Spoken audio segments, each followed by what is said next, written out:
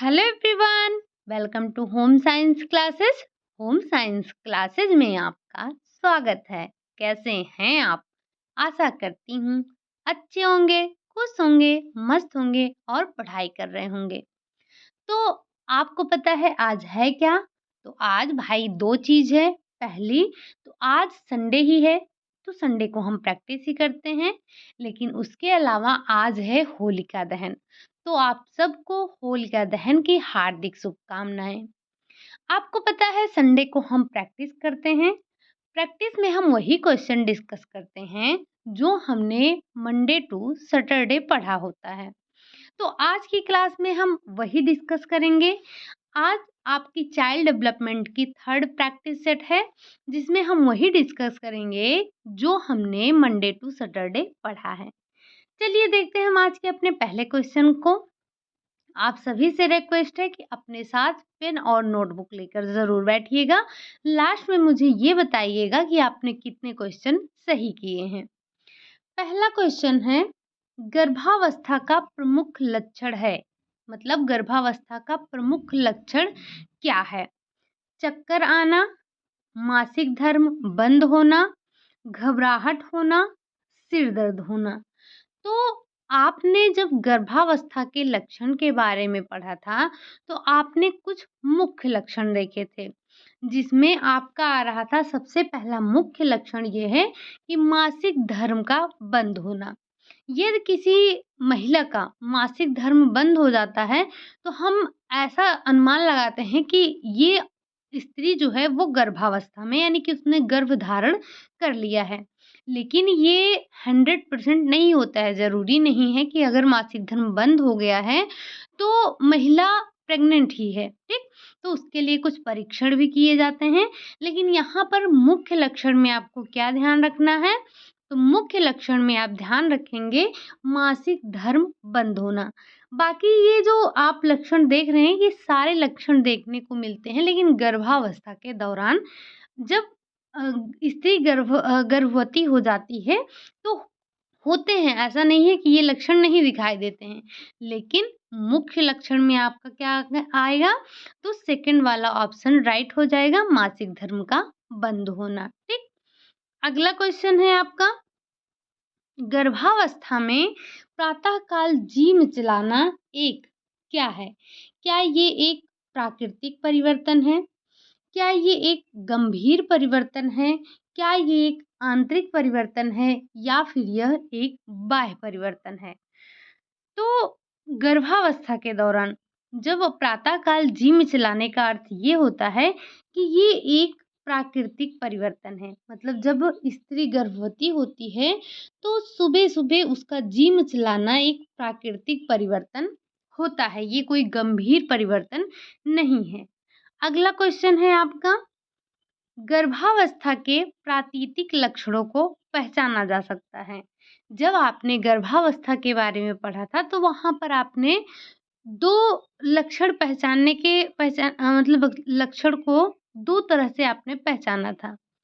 एक को हमने कहा था प्राइमरी सिम्पटम, जिसे जो गर्भवती स्त्री होती है, वो स्वयं ही पहचान कर लेती है। दूसरा हमने पढ़ा था कि जो जिसे हमने मेन सिम्पटम कहा था, वो कोई मतलब अगला व्यक्ति या कोई डॉक्टर हो गया, ये लोग जो है परीक्षण के दौरान इसको बताते हैं। तो जो प्रातीतिक लक्षण है, यानी कि जो आपका प्राइमरी सिम्पटम है, उसमें क्या होता है? क्या ये स्वयं के द्वारा पहचाना जा सकता है? क्या ये डॉक्टरी परीक्षण द्वारा पहचाना जा सकता है? एक्स-रे के द्वारा पहचाना जा सकता है या फिर आंतरिक परीक्षण के द्वारा पहचाना जा सकता है? तो जो गर्भावस्था के प्राकृतिक लक्षण हैं, उसे स्त्री यानी कि जो गर्भवती स्त्री है, वो स्वयं जो है अनुभव करती है।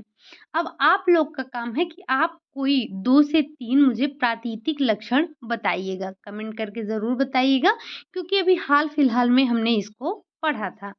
डॉक्टरी परीक्षण किसमें आ रहा था? तो जो आपका मेन सिम्पटम था, उसमें आ रहा था डॉक्टरी परीक्षण। हमने एक्स-रे का नाम कहीं नहीं सुना था और आंतरिक परीक्षण ऐसा कोई परीक्षण हमने नहीं किया था, ठीक? अगला क्वेश्चन है आपका, प्रातःकाल जी मिचलाने की समस्या बनी रहती है। जो प्रातःकाल जी मिचलाने की समस्या है, ये किस माह तक बनी रहती है? 2 से 3 माह तक, 3 से 4 माह तक, 4 से 5 माह तक या फिर 5 से 6 माह तक। तो जो प्रातःकालीन जी मिचलाने की समस्या है, वो बनी रहती है 2 से 3 माह तक। कब तक? तो 2 से 3 माह तक ये समस्या बनी रहती है, उसके बाद ये अपने आप समाप्त हो जाती है। लेकिन अगर ये समस्या लंबे समय तक बनी रहती है, तो डॉक्टर को दिखाना अनिवार्य हो जाता है। ऐसा लगातार होते रहने से ये जो माँ और गर्भस्थ शिशु दोनों के लिए हानिकारक होता है। ठीक? अगला क्वेश्चन है, गर्भाशय का आकार बढ़ने से मूत्राशय पर दबाव पड़ता है, जिससे गर्भवती को प्रातःकालीन वमन की शिकायत होती है। क्या ये कथन सत्य है कि जो गर्भवती स्त्री है उसके गर्भाशय का आकार बढ़ने से मूत्राशय पर दबाव पड़ता है, जिससे गर्भवती को प्रातःकालीन वमन की शिकायत होती है? सत्य है या असत्य है? तो ये कथन पूरी तरह से असत्य है। ऐसा नहीं होता है कि गर्भाशय का आकार बढ़ने से मूत्राशय पर दबाव पड़ने की वजह से गर्भवती को प्रातःकालीन वमन होता है। ऐसा ये बिल्कुल गलत है, ठीक? तो इसका राइट आंसर क्या हो जाएगा? असत्य हो जाएगा। ये जब जो गर्भाशय का आकार यहाँ पर बढ़ता हुआ बताया गया है, तो इससे मूत्राशय पर दबाव पड़ने की वजह से बार-बार गर्भवती को मूत्र त्याग की इच्छा होती है या वो बार-बार मूत्र त्याग के लिए जाती है। ये समस्या होती है, ना कि वमन की शिकायत। ठीक? अगला क्वेश्चन है, गर्भवती की भोजन के प्रति रुचि में परिवर्तन का मुख्य कारण हार्मोन असंतुलन है। क्या ये कथन सत्य है? क्या ये कथन असत्य है? तो जो गर्भवती स्त्री है उसको भोजन के प्रति रुचि में उसके परिवर्तन का जो मुख्य कारण है, वो होता है हार्मोनल चेंज।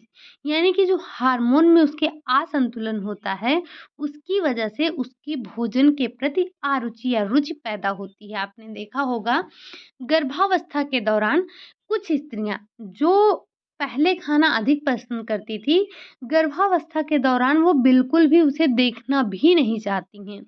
वहीं कुछ चीज़ें ऐसी होती हैं जिन्हें वो खाती तो नहीं हैं, लेकिन गर्भावस्था के दौरान हार्मोनल चेंज की वजह से वो उसे बहुत पसंद करने लगती हैं, खाने लगती हैं। जिसमें सबसे पहला नाम ये आता है जो मिट्टी होती है। गर्भावस्था के दौरान स्त्रियाँ मिट्टी को खाती हैं। अब एक बार बताइएगा कि जो ये स्त्रियाँ पाइका जिसे बोलते हैं, पाइका जो खाती हैं उनके शरीर में किस तत्व की कमी दिखाई पड़ती है, जिसकी वजह से वो मिट्टी को खाती हैं? यहाँ पर मिट्टी को पाइका बोला जाता है, ठीक?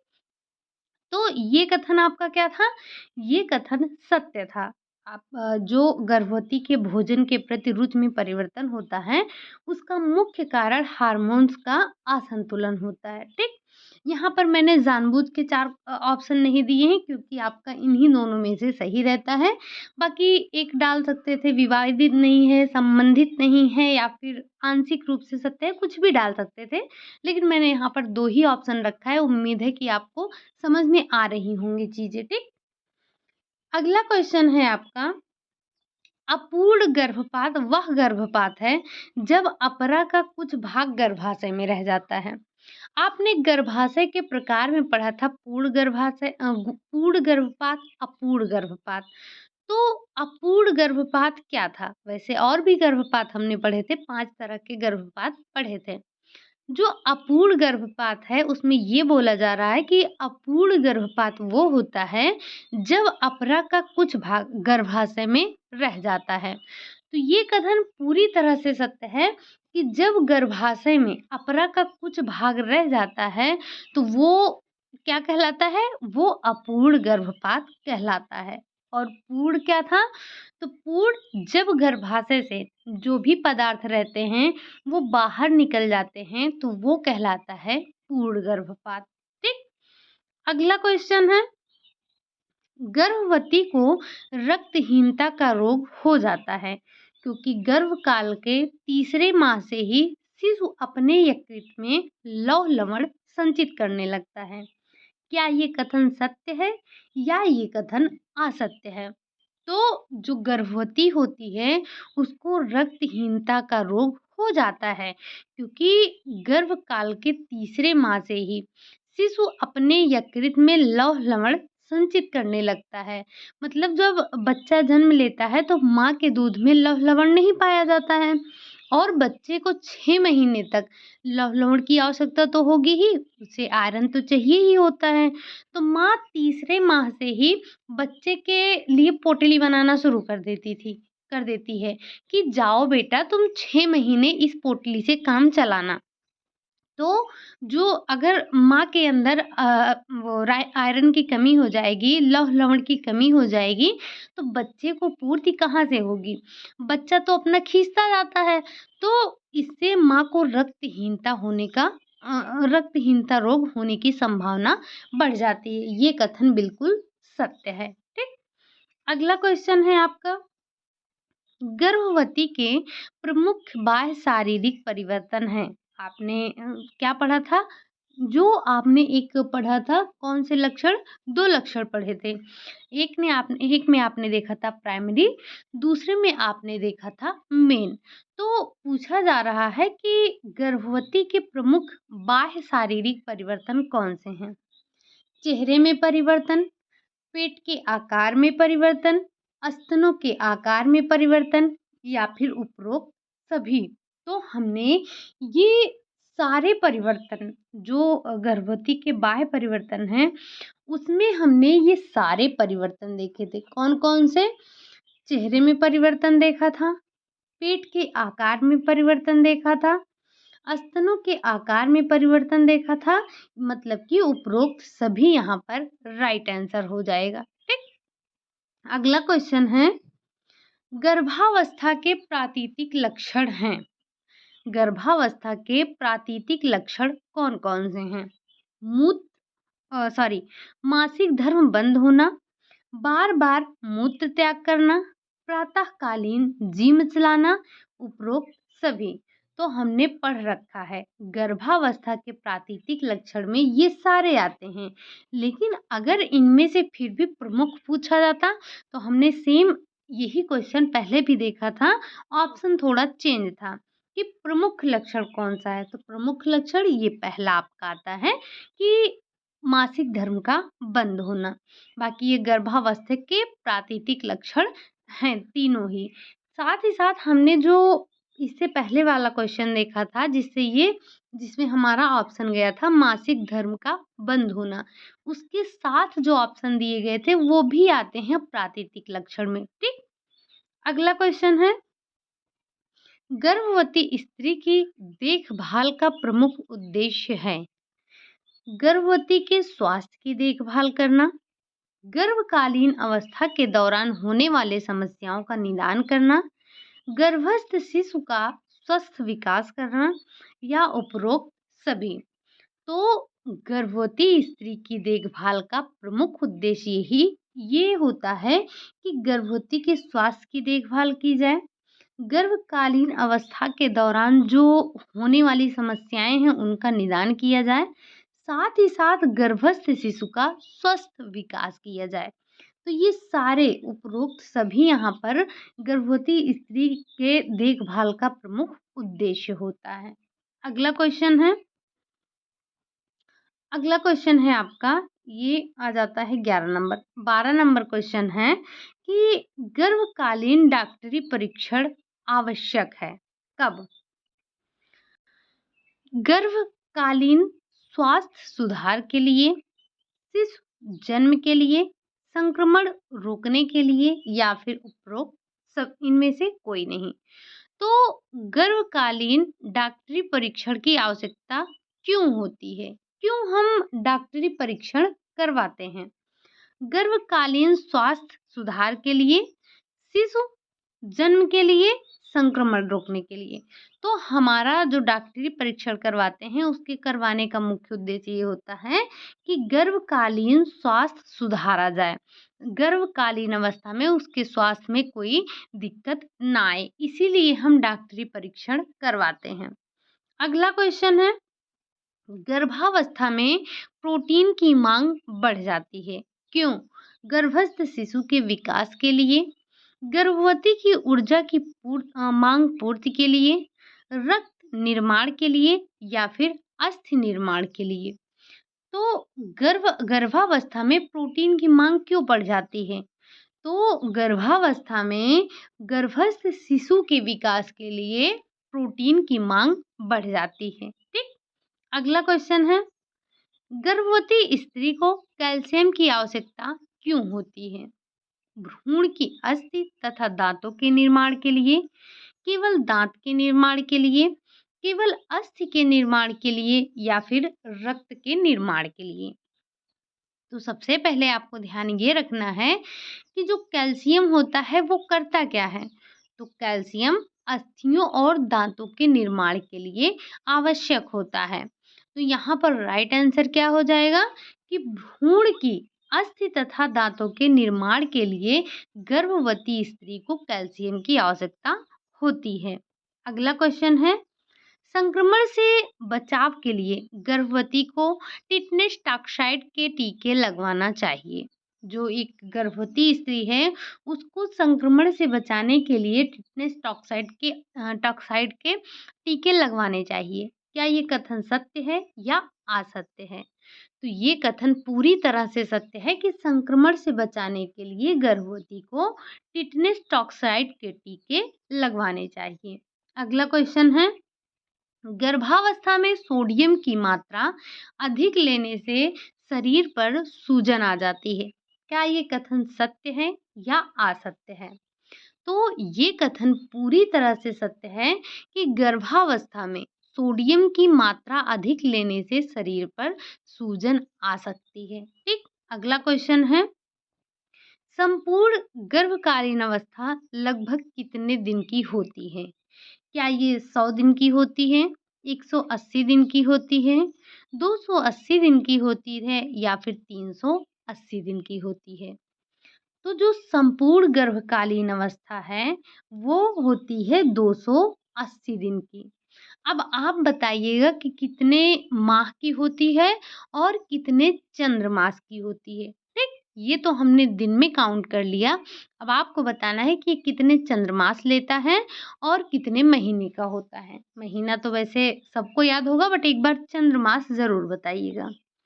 अगला क्वेश्चन है आपका, किस विकास की गति गर्भकालीन अवस्था में तीव्र होती है? मतलब किसकी? क्या शारीरिक की होती है, मानसिक की होती है, सामाजिक की होती है या फिर संवेगात्मक होती है? तो हमने पढ़ रखा है कि विकास की गति गर्भकालीन अवस्था में जो शारीरिक विकास है उसकी गति सबसे तीव्र होती है, और गर्भावस्था में होने वाला विकास मुख्यतः कौन सा होता है? तो वो होता है शारीरिक विकास। ठीक। अगला क्वेश्चन है आपका, भ्रूण किसकी सहायता से माँ के शरीर से जुड़ा होता है? क्या वो नाभिनाल है, क्या वो गर्भनाल है, क्या वो रक्त कोशिकाएं हैं या फिर वो रक्त धमनियां हैं? तो आपको बताना है कि किसकी सहायता से भ्रूण माँ के शरीर से जुड़ा होता है। तो माँ जो बच्चा होता है वो अम्नियल कॉर्ड यानी कि नाभिनाल से माँ के शरीर से जुड़ा होता है। ठीक। अगला क्वेश्चन है आपका, गर्भावस्था में शारीरिक भार बहुत तेजी की किस अवधि में बढ़ता है? क्या प्रथम माह में बढ़ता है, दूसरे माह में बढ़ता है या फिर तीसरे माह में बढ़ता है, तीसरे माह के बाद बढ़ता है?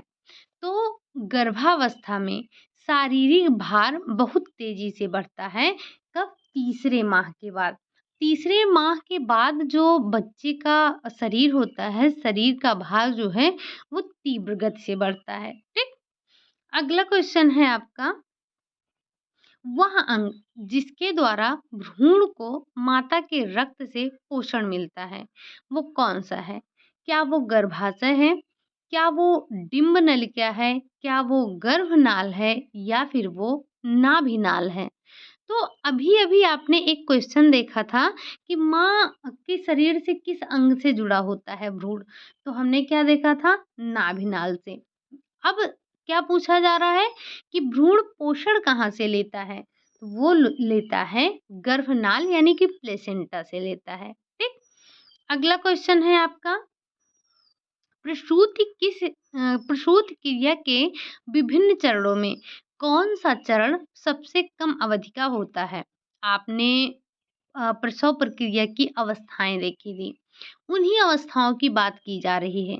वैसे तो यहाँ पर प्रथम चरण, द्वितीय और तृतीय चरण बताया गया है, लेकिन आप एक बार कमेंट करके बताइएगा कि प्रथम चरण को क्या कहते हैं। जैसे प्रथम चरण को विस्फारण की अवस्था कहते हैं, वैसे ही आपको बताना है कि जो बाकी द्वितीय और तृतीय चरण हैं, इनको हम किस नाम से जानते हैं। ठीक?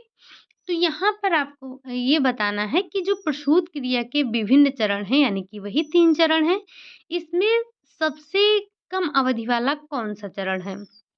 प्रथम है, द्वितीय है, तृतीय। तो यहाँ पर राइट आंसर क्या होगा? ये जो तृतीय चरण है, ये सबसे कम अवधि का है।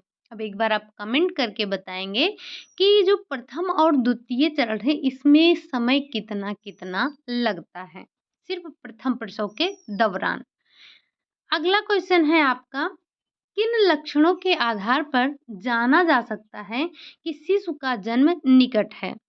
क्या गर्भाशय का संकुचन, उदर तथा कमर के निचले भाग में दर्द का बढ़ना, दर्द के साथ थोड़ा रक्तस्राव व श्लेष्मा निकलना, या फिर उपरोक्त सभी? तो जब ये सारे लक्षण दिखाई दें, यानी कि गर्भाशय का संकुचन, उदर तथा कमर के निचले भाग में दर्द, दर्द के साथ थोड़ा रक्तस्राव और श्लेष्मा निकले, तब ये समझ लेना चाहिए कि शिशु का जन्म निकट आ गया है। यहाँ पर राइट आंसर क्या हो जाएगा? उपरोक्त सभी। अगला क्वेश्चन है, प्रसव के समय योनि का आकार हो जाता है कैसा? बड़ा हो जाता है, छोटा हो जाता है, मोटा हो जाता है, या फिर सिकुड़ा हुआ हो जाता है? तो प्रसव के दौरान योनि का आकार बड़ा हो जाता है, जिससे जो गर्भस्थ शिशु है उसे बाहर आने में आसानी होती है, कोई समस्या नहीं होती है। अगला क्वेश्चन है, प्रसव की प्रथम अवस्था कहलाती है। प्रथम की प्रसव अवस्था अ, प्रसव की प्रथम अवस्था क्या कहलाती है? प्रथम और प्रसव में गड़बड़ हो गया, ठीक? तो प्रसव की जो प्रथम अवस्था है, आपने 3 अवस्थाओं के बारे में पढ़ा था। अगर इससे पहले वाला आपने क्वेश्चन का आंसर नहीं दिया था, तो अभी यहाँ पर आप तीनों ऑप्शन देख सकते हैं।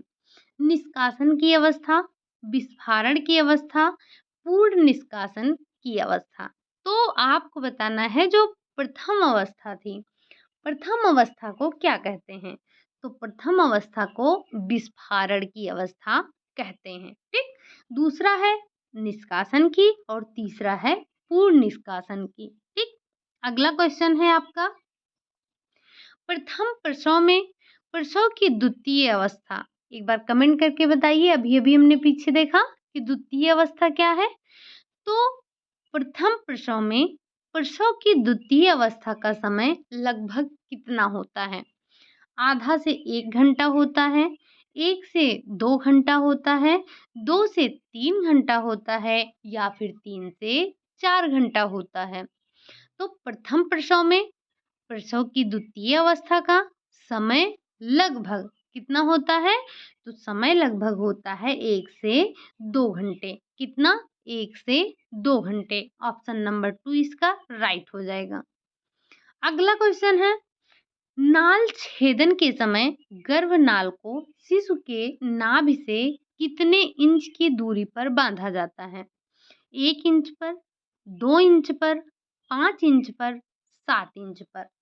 तो जो नाल छेदन के समय गर्भनाल को शिशु के नाभि से लगभग 2 इंच की दूरी पर बांधा जाता है।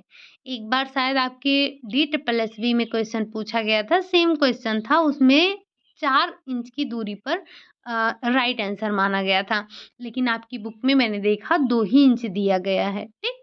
तो आप यहाँ पर राइट क्या मानेंगे? 2। अगला क्वेश्चन है आपका, अपरिपक्व शिशु वे कहलाते हैं जिनका वजन इतने से कम होता है। 2 किलो से कम होता है, 3 किलो से कम होता है, 4 किलो से कम होता है या फिर 5 किलो से कम होता है।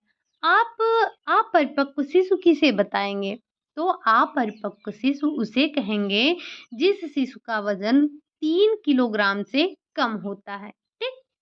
अगला क्वेश्चन है, नवजात शिशु का प्रथम क्रंदन श्वसन क्रिया को उत्तेजित करता है। क्या ये कथन सत्य है या ये कथन असत्य है?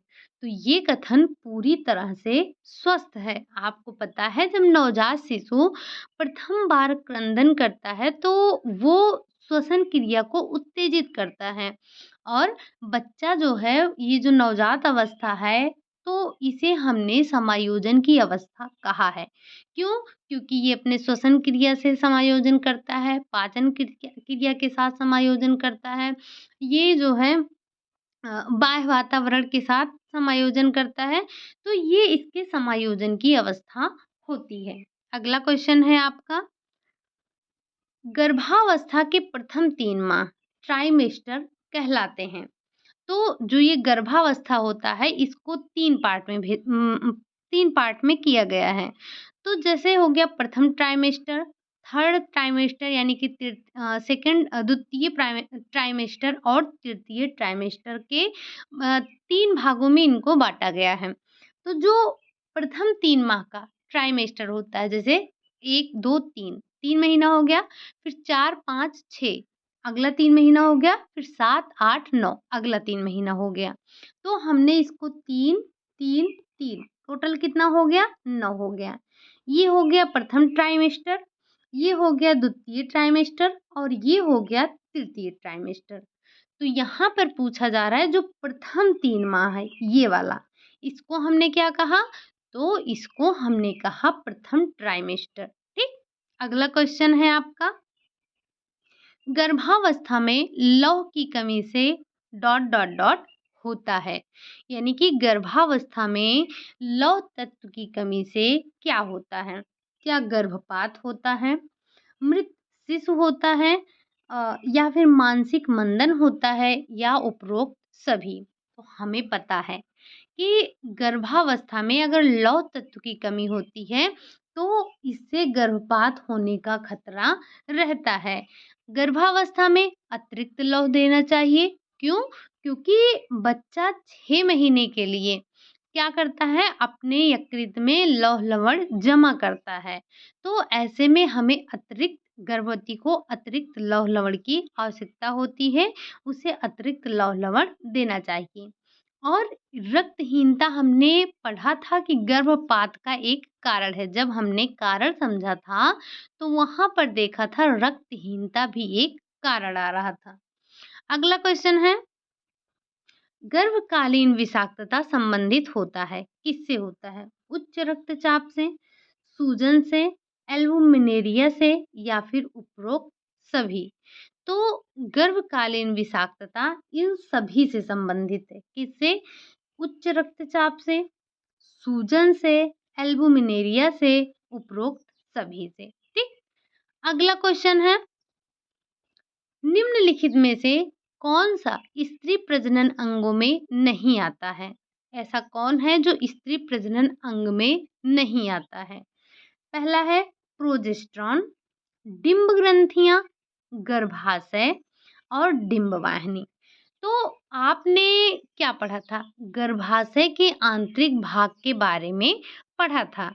तो जब गर्भाशय के आंतरिक भाग के बारे में पढ़ा था तो वहाँ पर आपने इन सारे का ज़िक्र किया था, 5 का ज़िक्र किया था। तो आप एक बार बताइए कि और कौन-कौन से थे जो स्त्री प्रजनन अंग के भाग थे, जो आंतरिक भाग थे? यहाँ पर राइट आंसर होगा आपका प्रोजेस्टेरॉन। ये कोई स्त्री प्रजनन अंग नहीं है, बल्कि ये क्या होता है? ये एक हार्मोन होता है जो गर्भावस्था के दौरान स्त्रियों में पाया जाता है। क्या? प्रोजेस्टेरॉन। ठीक? अगला क्वेश्चन है, गर्भधारण का परीक्षण जन्य लक्षण है क्या? रक्त में शर्करा की मात्रा बढ़ना, रक्तचाप का बढ़ना, शरीर का वजन बढ़ना, मूत्र में हार्मोन का पाया जाना। तो परीक्षण जन्य लक्षण क्या है? ये जो रक्त में शर्करा का बढ़ना, ये तो डायबिटीज का लक्षण है। और रक्तचाप, हाँ, ये बढ़ रहा था, बट वजन भी बढ़ रहा था। लेकिन जो यहाँ पर परीक्षण जन्य है वो है मूत्र में हार्मोन का पाया जाना। तो आपने देखा होगा कि जो स्त्री का परीक्षण जन्य होता है, लक्षण परीक्षण किया जाता है, उसमें जो स्त्री होती है उसके मूत्र में कुछ हार्मोन पाए जाते हैं। वो हार्मोन क्या होता है? तो वो होता है, उस हार्मोन का नाम होता है कोरियोनिक गोनेडोट्रोपिन, ठीक? ये हार्मोन पाया जाता है। तो यहाँ पर आपका आंसर क्या हो जाएगा कि मूत्र में हार्मोन पाया जाना। अगला क्वेश्चन आ जाता है, गर्भावस्था में कौन सी समस्या उत्पन्न होने का भय होता है? क्या गर्भपात होने का भय होता है? अपरिपक्वता का डर होता है? गुर्दे का संक्रमण होने का डर रहता है, या फिर इनमें से सभी? तो हमने पढ़ रखा है क्या कि गर्भावस्था के दौरान ये सारी समस्याएं उत्पन्न होने का भय रहता है। गर्भपात होने का भी डर रहता है, अपरिपक्व शिशु के भी होने की संभावना रहती है, साथ ही साथ गुर्दे का संक्रमण होने की भी संभावना रहती है। अगला क्वेश्चन है आपका, माता की रक्त धारा से गर्भ को अलग करने वाला अंग होता है। यानी कि माता की रक्त धारा से गर्भ को अलग करने वाला अंग कौन सा होता है? क्या वो अंडाणु होता है? क्या वो नाभि नाड़ी होती है? क्या वो गर्भाशय होता है, या फिर वो खेड़ी होती है? तो जो माता की रक्त धारा से गर्भ को अलग करने वाला जो अंग होता है वो होता है खेड़ी, यानी कि जिसे हम कहते हैं प्लेसेंटा, ठीक? अगला क्वेश्चन है आपका, अस्पताल में प्रसव कराने की क्या हानि है? नर्स की अत्यधिक व्यस्तता से ठीक से प्रसूता की देखभाल नहीं हो पाती है, पैसे भी बहुत खर्च होते हैं, सदस्यों की भाग दौड़ अधिक हो जाती है, या उपरोक्त सभी? तो ये सारी हानियां होती हैं अस्पताल में प्रसव कराने की।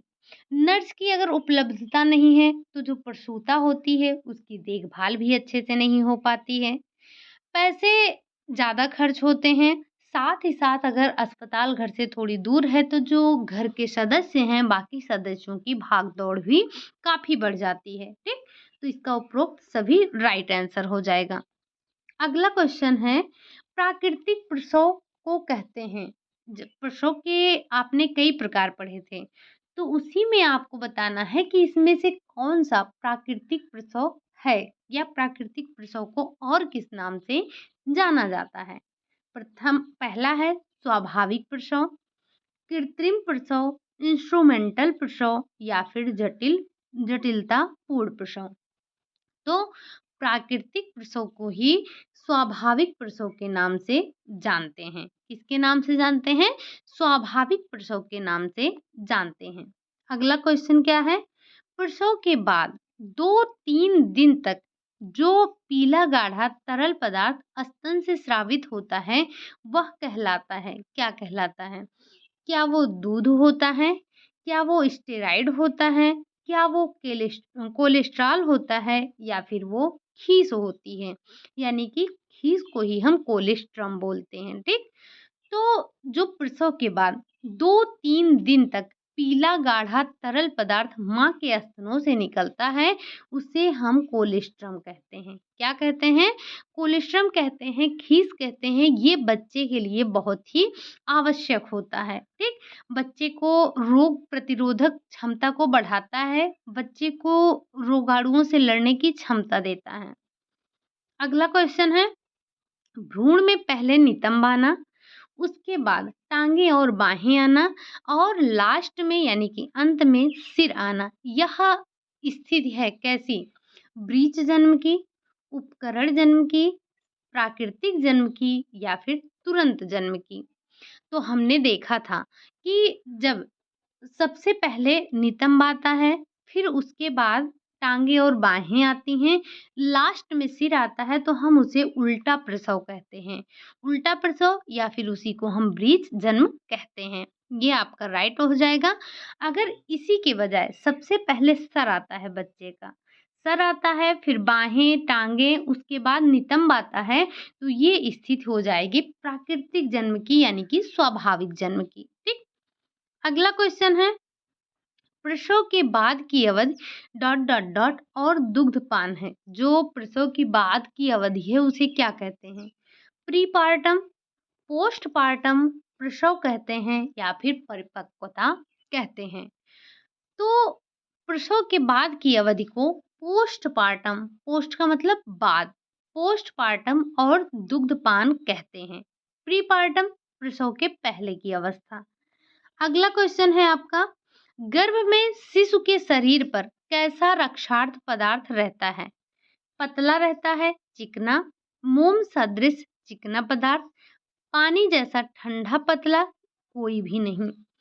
तो जो गर्भ में शिशु के शरीर पर मोम सदृश चिकना पदार्थ, चिकना रक्षार्थ पदार्थ रहता है, जो कि बच्चों को, शिशु को, गर्भस्थ शिशु को बाह्य आघातों से बचाता है। ठीक।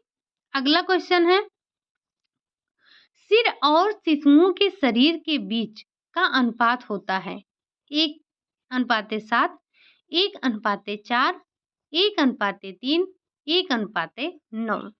तो शिशु के सिर और शरीर के बीच का, शिशुओं के नहीं, शिशु और सिर के, सिर और शिशुओं के शरीर के बीच का अनुपात कितना होता है? यानी कि जो बच्चे का सिर है और जो उसका शरीर है, उसके बीच का अनुपात कितना होता है? तो जो बच्चे के सिर का और शरीर का अनुपात होता है वो 1:4 होता है। लेकिन अगर यही वयस्कों का पूछा जाए तो वयस्कों में ये अनुपात 1:7 हो जाता है। ठीक। तो कभी-कभी ये वयस्कों वाला भी पूछ लिया जाता है और कभी-कभी बच्चों वाला, तो आप दोनों को ध्यान रखेंगे। ठीक। अगला क्वेश्चन है आपका, संस्थाएं जो 2 से कम उम्र के बच्चों की संरक्षता व देखभाल करती हैं उन्हें कहते हैं, क्या कहते हैं? क्या उन्हें क्रेच कहते हैं? क्या उन्हें बालवाड़ी कहते हैं? क्या उन्हें स्कूल कहते हैं या फिर उन्हें रिमाइंडर घर कहते हैं? तो जो ये क्रेच होता है ना, ये 2 साल से कम उम्र के बच्चों की संरक्षता व देखभाल करता है। इसमें ऐसे बच्चे आते हैं जिनके माता और पिता दोनों ही कार्यों की वजह से अपने बच्चों की देखभाल नहीं करते हैं, दोनों ही ड्यूटी करने वाले हैं, दोनों ही किसी तरह का जॉब करते हैं। तो वे अपने बच्चों को इस क्रेच में छोड़ जाते हैं और अपना कार्य करके आते हैं, तब अपने बच्चों को ले जाते हैं। बालवाड़ी क्या होती है? तो बालवाड़ी में 2.5 वर्ष से लेकर 6 वर्ष तक के बच्चों की देखरेख की जाती है। रिमाइंडर घर ये एक बाल सुधार गृह होता है जिसमें 12 से 18 वर्ष के बच्चों की देखरेख की जाती है। तो इस तरह से ये तीनों को आपको समझ में आ गया। कोई भी पूछा जाए आप उम्मीद है कि कर लेंगे। अगला क्वेश्चन है, नवजात शिशु के नाड़ी की गति प्रति मिनट होती है, कितनी होती है? 80 बार होती है, 150 बार होती है, 100 बार होती है या फिर 120 बार होती है? तो जो नवजात शिशु होता है, नवजात शिशु के नाड़ी की गति प्रति मिनट 150 बार होता है। अब एक बार आप कमेंट करके बताइएगा कि वयस्कों की नाड़ी की गति प्रति मिनट कितनी होती है। अगला क्वेश्चन है आपका, कोलेस्ट्रम बहुत अच्छा होता है क्योंकि इसमें बहुतायत में होता है। क्या होता है? विटामिन होता है, प्रतिजीव होता है, खनिज होता है या फिर कार्बोहाइड्रेट होता है। तो इसी से रिलेटेड अभी एक क्वेश्चन हमने देखा था, वहां पर हमने चर्चा किया था कि जो कोलेस्ट्रम होता है इसमें प्रतिजीव पाया जाता है जो बच्चों में रोगों से लड़ने की क्षमता को विकसित करता है। ठीक। अगला क्वेश्चन है, किसी खाद्य पदार्थ में एक या एक से अधिक आवश्यक पोषक तत्वों को मिलाने की प्रक्रिया को कहते हैं। वैसे ये क्वेश्चन आपने पढ़ा था न्यूट्रिशन साइंस में। क्या उसे हम फोर्टिफिकेशन कहते हैं? क्या उसे हम पूरण यानी कि सप्लीमेंटेशन कहते हैं, संवर्धन कहते हैं या फिर उसे हम मिलावट कहते हैं? तो अगर आपको याद आ रहा हो तो हमने कुछ फूड टर्मिनोलॉजी पर चर्चा किया था। वहाँ पर हमने इसको डिस्कस किया था कि किसी खाद्य पदार्थ में एक या एक से अधिक आवश्यक पोषक तत्वों को जो मिलाने की प्रक्रिया होती है, उस प्रक्रिया को सप्लीमेंटेशन कहते हैं। क्या कहते हैं? तो उसे हम सप्लीमेंटेशन कहते हैं। अगला क्वेश्चन है आपका, निम्नलिखित में से किस में लौह तत्व नहीं पाया जाता है? क्या वो साबुत दालें हैं? क्या वो मांस है? हरी पत्तेदार सब्जियां हैं या फिर दूध है? तो हमें पता है कि दूध में लौह तत्व नहीं पाया जाता है।